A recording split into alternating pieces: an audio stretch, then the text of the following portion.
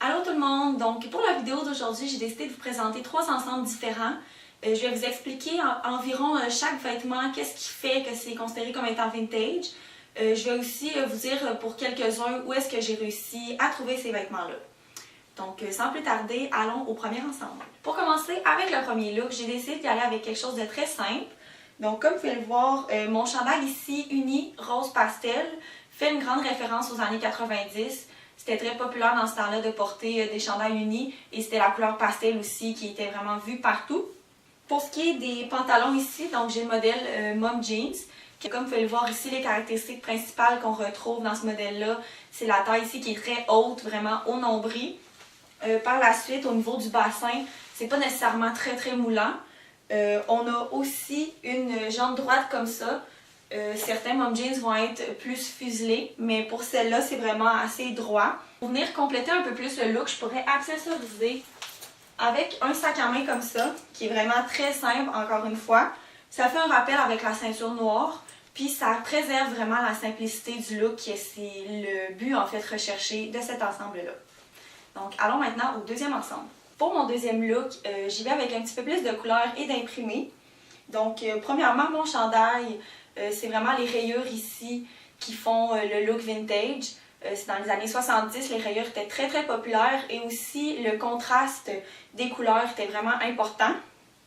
Ensuite, pour ce qui est des jeans, j'ai encore une fois un mom jeans comme vous pouvez voir avec la taille très haute. J'ai encore là la jambe assez large ici, comme ça. Aussi assez ample au niveau du bassin. Pour compléter le look encore un peu plus, je pourrais seulement ajouter un sac à main comme ça. Je trouve que la couleur du sac à main fait vraiment un beau mélange avec le jaune de mon chandail. Et aussi, je pourrais venir jouer avec les couleurs des jeans. Donc, deux bleus jeans différents. Le jacket de jeans qui est vraiment un classique avec le jeans épais, la coupe très ample et la longueur qui arrive juste en bas des fesses ici. Donc, c'est ce qui conclut mon deuxième look. Passons maintenant au troisième. Alors finalement, pour le dernier ensemble, je vous présente un style un peu plus des années 80. Dans cette époque-là, les jeans étaient très moulantes et hyper serrées. Alors, comme vous pouvez voir ici, je porte un jeans pratiquement legging si on veut. Jusqu'au bas de ma jambe, le jeans moule au complet ma jambe. Par la suite, j'ai un chandail très grand parce que dans ce temps-là, c'est vraiment populaire les chandails très amples et longs.